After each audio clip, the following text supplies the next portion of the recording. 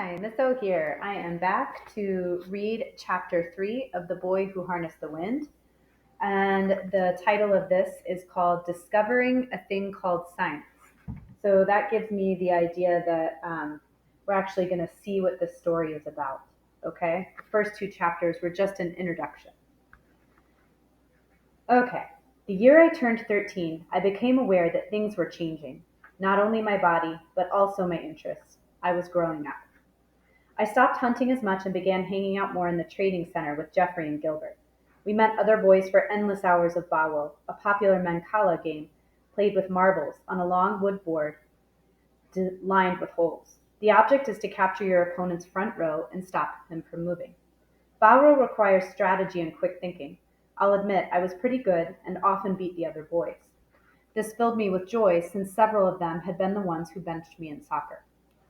If I couldn't have magic power, at least I had Bawo. Also around this time, Jeffrey and I started taking apart old radios to see what was inside. After a lot of trial and error, we began figuring out how they worked. Since we didn't have electricity or television, the radio was our only link to the world outside of our village. The same was true in many other parts of Africa. In most places you go, whether it is deep in the forest or in the city, you'll see people listening to small portable radios. At the time, Malawi had two stations called Radio 1 and Radio 2, both run by the government. In addition to giving us the news and sports, they also played Malawian reggae music and American rhythm and blues, along with Chichewa gospel choirs and Sunday church sermons. From the moment I heard sound coming out of the radio as a boy, I wanted to know how it got there. When Jeffrey and I started cracking them open to investigate, it was like spying into a secret world. Why are these wires different colors? I asked. And where do they all go? Jeffrey said. And how do they make it possible to hear Dolly Parton, who lives all the way in America? And how can Dolly Parton be singing on Radio 1 while Shadrach Wame preaches on Radio 2? We had lots of questions, but no one seemed to have any answers, so I set out to find out for myself.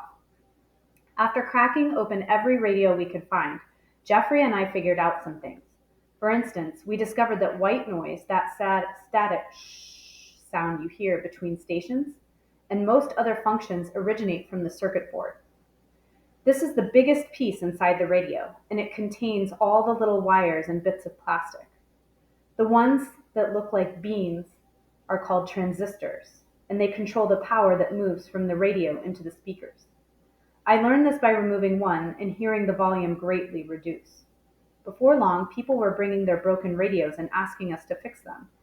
Our workshop was in Jeffrey's bedroom, which was piled high with heaps of wires, circuit boards, motors, cracked casings, and countless other pieces we'd collected. Just like with our toy trucks, we relied heavily on recycled materials and a lot of improvisation. The same applied to the tools we needed to fix the radios. For instance, we didn't have proper soldering iron to weld the metal pieces to the circuit boards. Instead, I took the thick piece of wire and heated it over the kitchen fire until it was red hot, then quickly used it to fuse the metal joints together. In order to tell what was broken in the radios, though, we needed a power source. We didn't have any money to buy new batteries, so Jeffrey and I started digging into the waste bins in the trading center, looking for ones that people had discarded. You're probably wondering, how can you use a dead battery? Well, the trick is finding the right kind of dead battery. Batteries used in handheld radios were deader than dead, mainly because these devices don't require a lot of power and drain the battery of every drop. The trick was to find batteries used in big cassette or CD players. Since they demand such high voltage, the battery would often fail before it was totally empty, leaving a few precious morsels of power. To test the battery, we would attach a wire to each end, the positive and the negative, and connect those to a small flashlight bulb. The brighter the bulb, the stronger the battery. Next, we would crush a shake carton, making it good and flat, and roll it into a tube. Inside, we stacked the batteries with the negative and positive ends facing the same direction. Then, we ran the wires from each end of the tube into the radio itself, attaching them to the positive and negative heads where the batteries normally go. Together, this stack of garbage was usually enough to power a radio, at least long enough to fix it. On weekends, Jeffrey and I spent our days in the workshop listening to music while we tinkered. If we were lucky enough to get a cassette player to fix, and if there was enough juice in the batteries, Gilbert would let us borrow tapes by the Black Missionaries, our favorite local reggae band. Hey, turn it up! Yeah, for sure. When customers came to see us, they sometimes seemed surprised.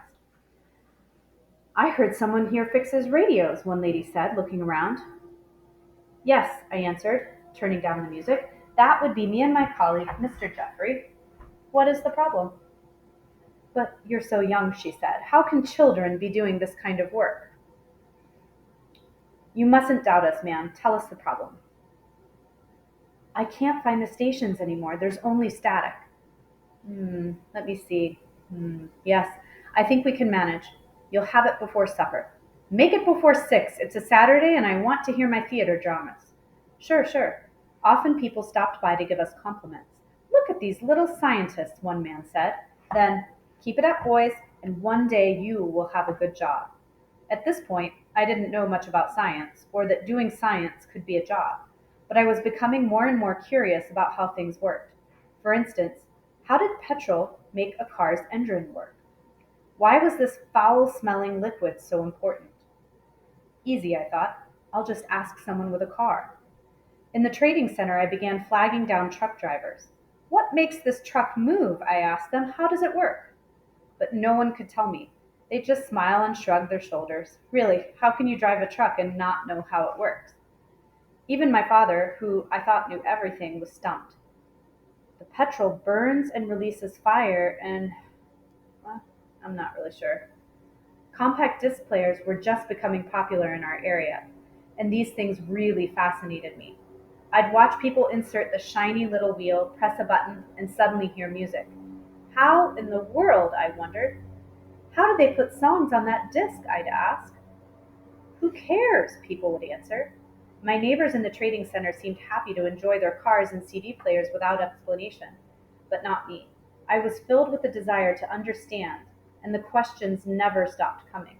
If finding these answers was the job of a scientist, then I wanted to become one. Of all the things to be curious about, what intrigued me the most were dynamos. They looked like small metal bottles that attached to the wheel of a bicycle. I'd always seen them around Wimbe, but I never knew what they did. That is, until my father's friend rode up one evening with a headlamp shining from his handlebars.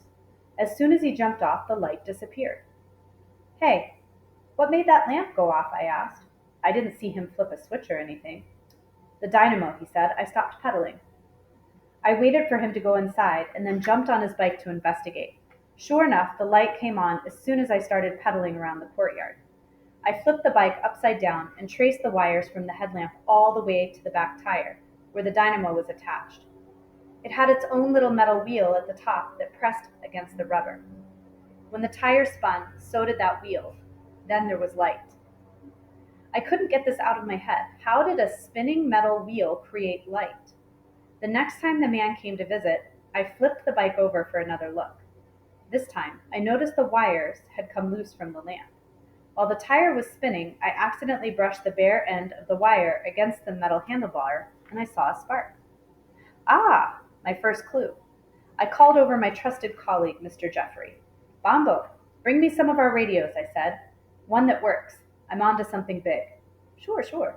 Just like with our battery tests, I connected the two wires from the dynamo to the positive and negative heads in the radio, where the batteries normally go. Okay, Jeffrey, now start pedaling. When Jeffrey spun the wheel, nothing happened, so I took the wires out of the radio and reattached them to the headlamp.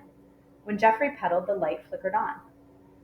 Mr. Jeffrey, my experiment shows that the dynamo and the bulb are both working properly, so why won't the radio play?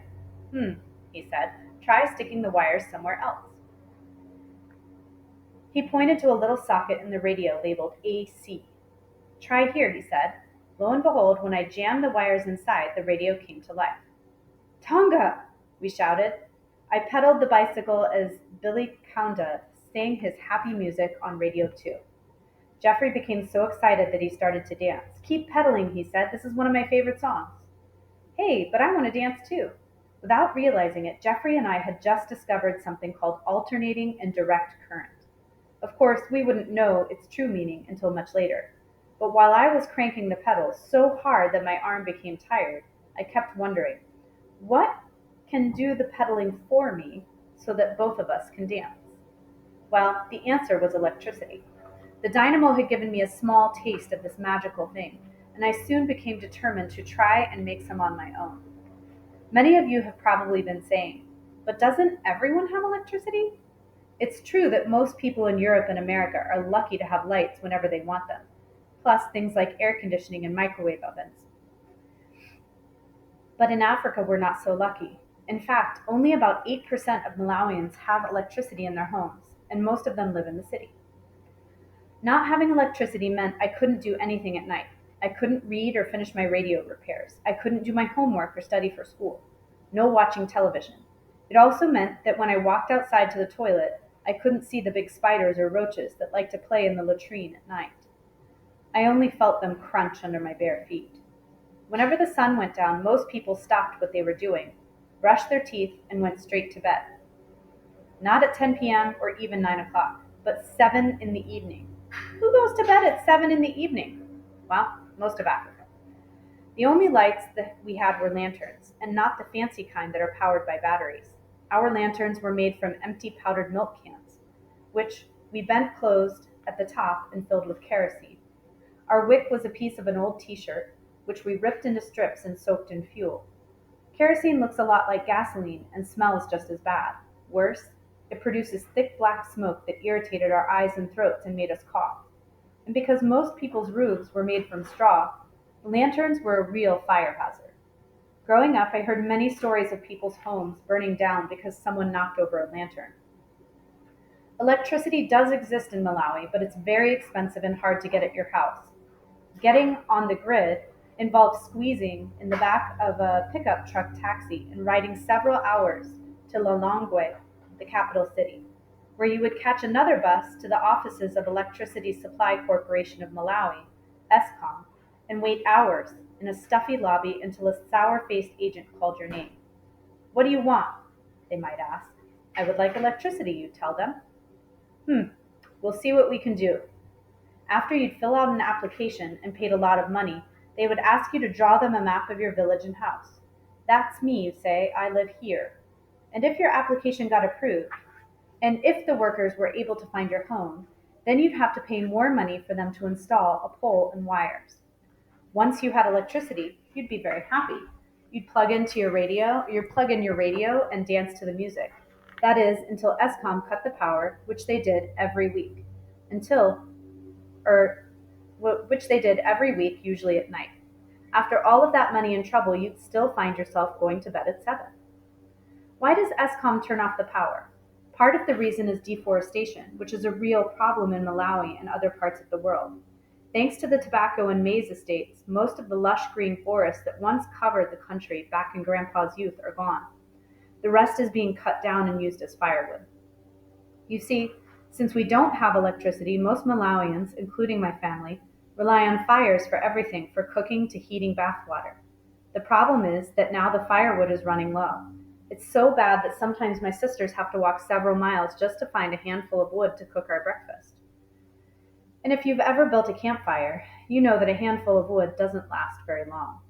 Without trees and forests covering the land, simple storms can turn into flash floods. Whenever it rains heavily, the water rushes through our farms and carries away the important soil and minerals that help the plants grow. The soil, plus a lot of plastic bags and other garbage, washes into the Shire River, where ESCOM produces all of Malawi's electricity from turbines. The turbines get clogged with mud and garbage and have to be turned off and cleaned, which causes power cuts across the country. And every time ESCOM issues power cuts, they also lose money. This means they must raise prices to get their money back, making the cost of electricity higher and higher. So with no crops because of floods and no electricity because of clogged rivers and high prices, people continue to cut down trees for firewood. It's like that. One of the ESCOM power lines was connected to Gilbert's house, probably because his dad was the chief. The first time I went there was as a boy. I couldn't believe what I saw. Gilbert walked into the living room, touched the wall, and a light came on. Just by touching the wall. Of course, now I know that he really flipped a light switch, but after that day I started thinking, why can't I touch the wall and get a light? Why am I always the one stuck in the dark for searching for a match? I knew that bringing electricity to my village was going to take more than just a bicycle dynamo, or a wizard's best magic. And anyway, my family couldn't afford to buy either of those things. But I did have one bit of hope. I would soon be taking my final exams to leave primary school. If I passed and advanced to secondary school, what kids in America call middle school, I knew I'd be studying more science. Several schools had special science programs where students got to work on all kinds of experiments. If I could get into one of those places, perhaps my dreams of becoming a scientist would come true. My current school, Wimbay Primary, certainly didn't seem like a place where scientists come from. It was located down the wooded trail from Gilbert's house, just opposite the mosque. It was a community school supported by the government, and the conditions were quite shabby. The iron sheets of the roof were full of holes, and when it rained, the water poured down on us.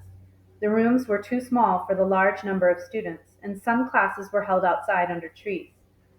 With all the trucks going past, plus the birds, insects, and people walking around, it was impossible to concentrate. The administrators didn't provide us with lesson books of our own. The teachers always ran out of chalk, and most students never owned a pencil. Ask any child in Malawi to spell their name or give them the sum of 2 times 2, and they'll probably scribble the answer in the dirt with their finger. Another problem at Wimbay were the toilets. Just a few grass huts with a deep hole covered with logs.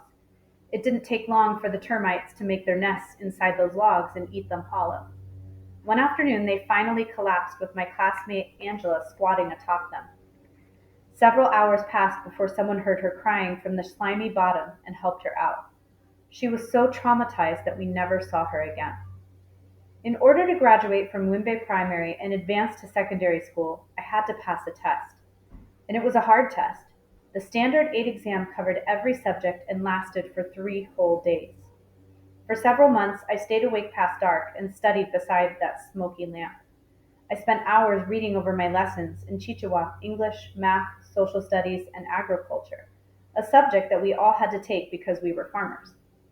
For the most part, my Chichewa lessons were easy, so I spent most of my time working on English, which I found to be very difficult. For agriculture, they wanted us to know things like how to tell if your animals were sick with infections, and if so, how to help cure them. Most kids already knew these things from working with their fathers, but even still, I wanted to make sure my answers were perfect. I took the test in mid-September. For 3 torturous days, I bit my nails over equilateral triangles and circumferences, and whether Amprol or iodine was the right kind of medicine for a chicken with blood in its poop. I was a bundle of nerves by the time I finished, but I felt confident. The only bad part was that the grades wouldn't be announced for another 3 months, leaving me with a lot of time for worry. Unlike in America, secondary school wasn't free. It cost money to attend, and because of that, most kids in Malawi didn't even bother going. My older sister Annie was already halfway finished with her schooling, and I couldn't wait to have my own chance. Another exciting thing about the upper grades was getting a new uniform. Soon I could ditch the little boy shorts required for younger students and walk tall in trousers. Once my exam was over, I waited for Gilbert to finish. "No more short pants for us," I said when he appeared. "That's right, and until we start school again, our mornings are free. What shall we do?" "Let's get Kamba and go hunting," I said. "It's been too long." "Yeah, for sure." We were halfway home when Kamba met us on the trail, tail wagging, as if he'd heard my every word. That afternoon, the 3 of us hunted for hours, until the yellow sun sank behind the highlands. With our sacks full, we walked home under the orange dusk and made a great fire in the courtyard, cooked our birds, and ate like men. All right, until chapter 4. I'll see you later. Thanks for listening.